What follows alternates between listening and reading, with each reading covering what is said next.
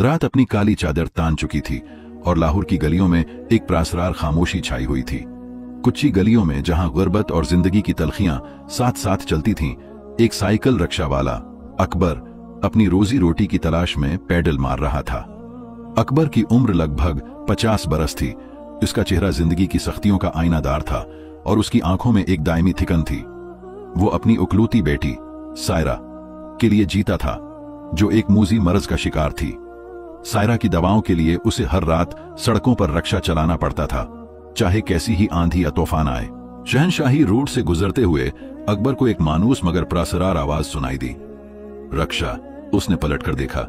एक पुरानी हवेली के बोसीदा गेट पर एक साया खड़ा था। ये साया था जनजादी बानो का। उनकी सफेद साड़ी हवा में लहरा रही थी और उनकी आंखों में एक ऐसी गहराई थी जो किसी को भी खौफजदा कर सकती थी।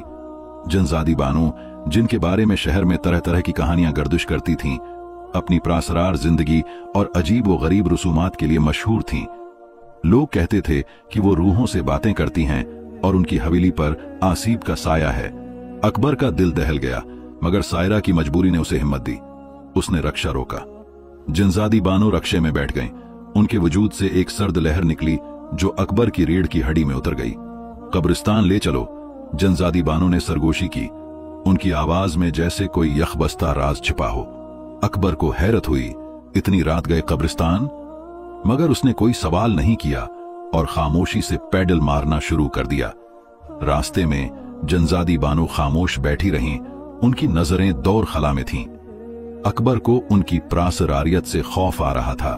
कब्रिस्तान पहुंचकर जनजादी बानो ने अकबर को एक पुरानी कब्र के पास रक्षा रोकने का इशारा किया। वो कब्रिस्तान की वीरानी और खामोशी में कुछ तलाश कर रही थीं। उनकी आंखों में एक अजीब सी चमक थी। अकबर ने देखा कि कब्र के पत्थर पर कोई नाम नहीं लिखा था, सिर्फ एक पुराना निशान कुंदा था।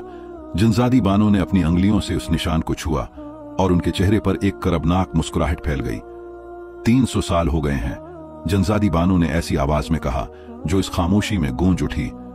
300 साल से मैं उस रात का इंतजार कर रही हूं। अकबर का खून जम गया। 300 साल।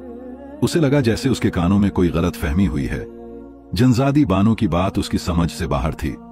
बीबी जी, अकबर ने हिम्मत करके पूछा। जनजादी बानो ने उसे घूर कर देखा। उनकी आंखों में एक सरख चमक थी जो इस अंधेरे में और भी भयानक लग रही थी। क्या तुम्हें लगता है कि यह कब्र सिर्फ एक मुर्दा इंसान की है, अकबर? उनकी आवाज में तंज था। ये एक राज है, एक मुआहिदा है जो सदियों से मुझे जकड़े हुए है। फिर जनजादी बानो ने एक ऐसी कहानी सुनानी शुरू की जिसने अकबर के रोंगटे खड़े कर दिए। उन्होंने बताया कि वो कोई आम इंसान नहीं है, बल्कि एक कदीम जादूगरनी के आखिरी वारिस हैं। 300 साल पहले उनके कबीले ने एक ताकतूर जिन को कैद किया था और इस जिन की रूह को इस कब्र में दफन कर दिया था।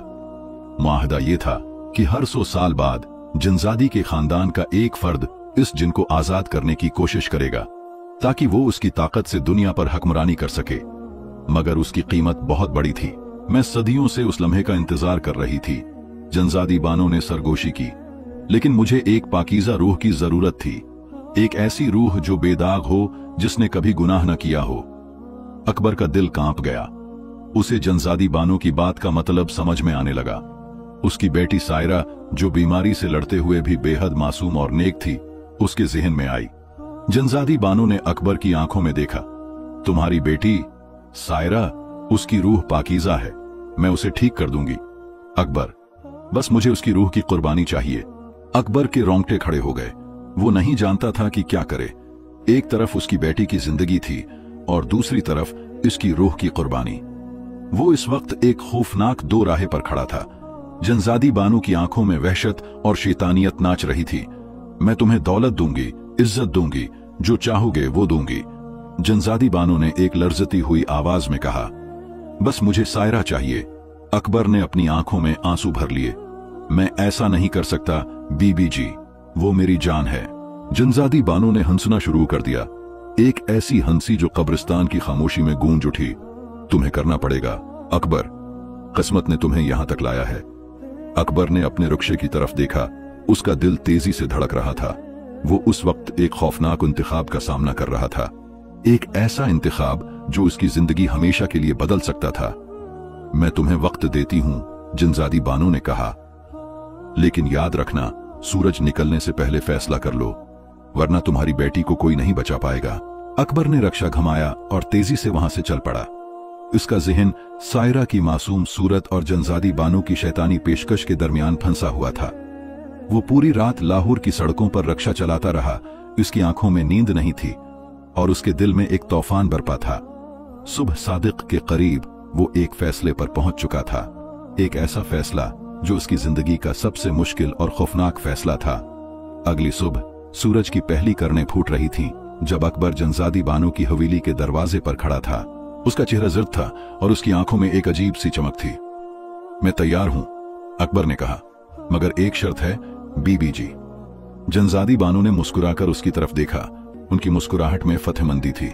बोलो, क्या शर्त है? मेरी बेटी की जिंदगी बच जाएगी, ये तो पक्का है ना? अकबर ने पूछा। बिल्कुल, जनजादी बानो ने कहा। उसकी रूह की कुर्बानी के बाद वो मुकम्मल तौर पर सेहतमंद हो जाएगी, मैं वादा करती हूं। तो फिर? अकबर ने गहरा सांस लिया। मैं अपनी रूह की कुर्बानी देने को तैयार हूं। जनजादी बानो का हंसता हुआ चेहरा एकदम संजीदा हो गया। क्या कहा? मैं अपनी बेटी की जगह खुद कुर्बान हो जाऊंगा। अकबर ने दब्बी दब्बी आवाज में कहा। मेरी रूह ले लो, लेकिन सायरा को कुछ नहीं होना चाहिए। जनजादी बानो की आंखों में हैरत, फिर खौफ और फिर गुस्से के मिले जले तासरात थे। ये नामुमकिन है, उन्होंने चीख कर कहा। सिर्फ एक पाकीज़ा रूह ही काम कर सकती है। तो फिर मैं ये सौदा नहीं करूंगा, अकबर ने मजबूती से कहा। मैं अपनी बेटी को कुर्बान नहीं कर सकता। जनजादी बानो उसकी हिम्मत और मोहब्बत देखकर शद्र रह गईं। वो एक लम्हे के लिए खामोश हो गईं। उनके चेहरे पर एक अजीब सा करब था। उन्हें अपनी सदियों पुरानी तारीख और अपनी ख्वाहिश इख्तिदार एक तरफ और अकबर की वालहाना मोहब्बत दूसरी तरफ नजर आ रही थी। ठीक है, जनजादी बानो ने कहा।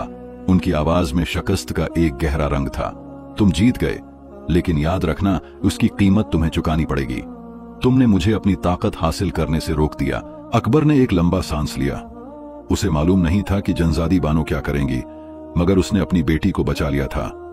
इसी लम्हे हवेली के अंदर से एक खौफनाक चीख सुनाई दी। जनजादी बानो का जिस्म कांपने लगा और वो दर्द से तड़पने लगे। उनकी आंखों में वही सरख चमक थी जो पहले थी। उनके हाथ से पत्थर गिर पड़ा, वही पत्थर जो वो कब्रिस्तान से लाई थी। पत्थर से एक सियाह धुआं निकला और जनजादी बानो के जिस्म में जज्ब होने लगा। उनका वजूद पघलने लगा और वो एक चीख के साथ जमीन पर गिर गए। अकबर हैरान और परेशान खड़ा था। जनजादी बानो का जिस्म एक झटके से गायब हो गया, जैसे वो कभी वहां थी ही नहीं। सिर्फ वो पत्थर जमीन पर पड़ा था, जिससे अब भी सियाह धुआं निकल रहा था। अकबर को समझ नहीं आया कि क्या हुआ। उसने पत्थर को देखा और फिर उसे उठाकर पास के एक गहरे गड्ढे में फेंक दिया। उसे मालूम था कि उसने अपनी बेटी को बचा लिया था। जब वो घर पहुंचा तो सायरा जाग चुकी थी और उसके चेहरे पर एक चमक थी जो पहले नहीं थी। उसकी बीमारी के आसार कम हो चुके थे और वो मुस्कुरा रही थी।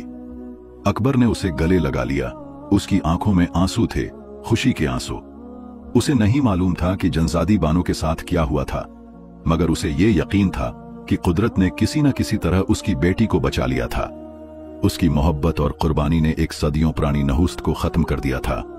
लाहौर की वो रात जो एक जनजादी की साजिश से शुरू हुई थी, एक बाप की बेमिसाल कुर्बानी से खत्म हो गई। वीडियो पसंद आए तो लाइक, सब्सक्राइब, शेयर कर देना।